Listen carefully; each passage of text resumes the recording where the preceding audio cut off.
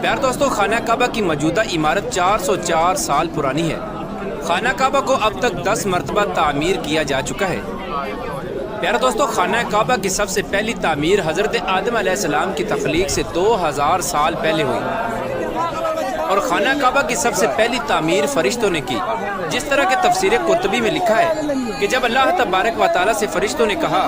کہ انسان تو تخلیق کے بعد زمین میں فساد برپا کرے گا اور بہت خون ریزی ہوگی، جس پر اللہ پاک نے فرمایا کہ جو کچھ میں جانتا ہوں وہ تم نہیں جانتے،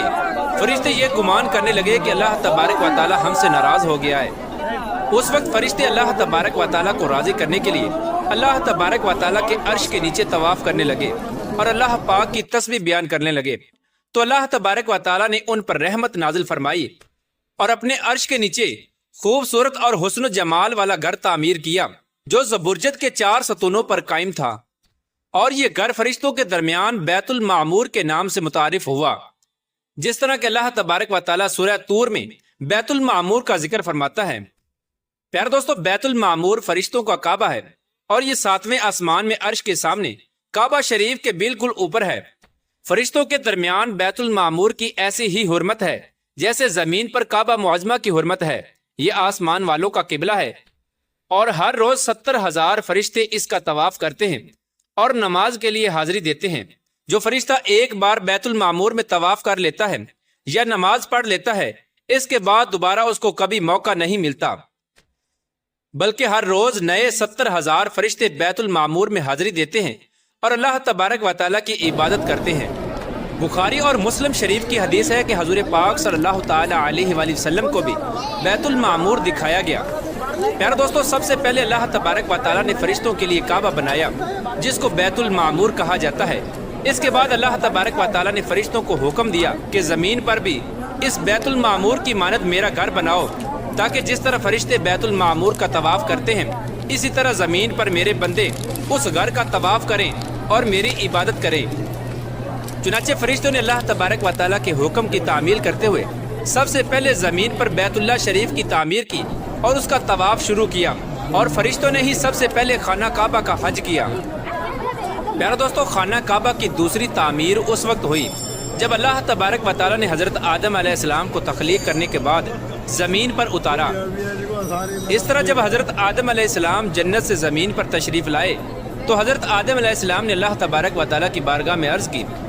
یا رب العالمین، میں یہاں نہ تو ملائکہ کی تسبیح و تکبیر سن سکتا ہوں اور نہ ہی کوئی عبادت گاہ دیکھتا ہوں،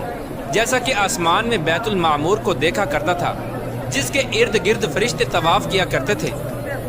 حضرت آدم علیہ السلام کی یہ فریاد سن کر اللہ تبارک و تعالیٰ نے حضرت آدم علیہ السلام سے فرمایا کہ جاؤ، جہاں پر ہم نشان بتائیں وہاں کعبہ بنا کر اس کے ارد گرد طواف بھی کر لو اور اس کی طرف منہ کر کے نماز بھی ادا کرو۔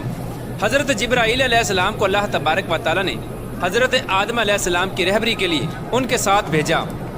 چنانچہ حضرت جبرائیل علیہ السلام اللہ تبارک و تعالیٰ کے حکم کے مطابق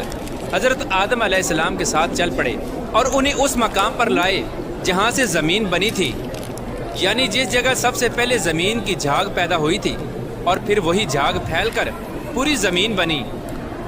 اس مقام پر حضرت جبرائیل علیہ السلام نے اپنے پر کو زمین پر مارا تو 7 زمینوں تک خانہ کعبہ کی بنیاد ڈال دی،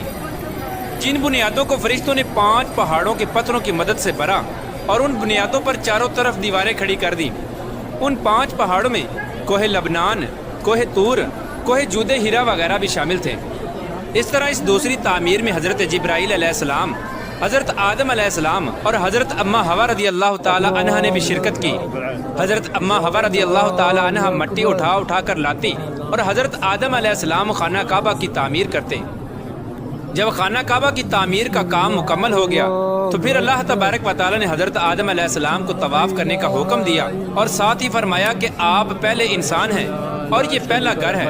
پھر حضرت آدم علیہ السلام خانہ کعبہ کی طرف منہ کر کے نماز ادا کیا کرتے اور اللہ تبارک و تعالیٰ کی عبادت میں مشغول رہا کرتے۔ خانہ کعبہ کی تیسری تعمیر۔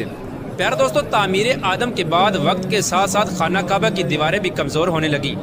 تو حضرت آدم علیہ السلام کے بیٹے حضرت شیس علیہ السلام نے مٹی اور پتھر سے خانہ کعبہ کو دوسری مرتبہ تعمیر کیا، جبکہ بعض مفسرین کا یہ کہنا ہے کہ حضرت شیس علیہ السلام نے صرف خانہ کعبہ کی مرمت کا کام کیا، اس کی تعمیر نہیں کی۔ پیارے دوستو، اب بات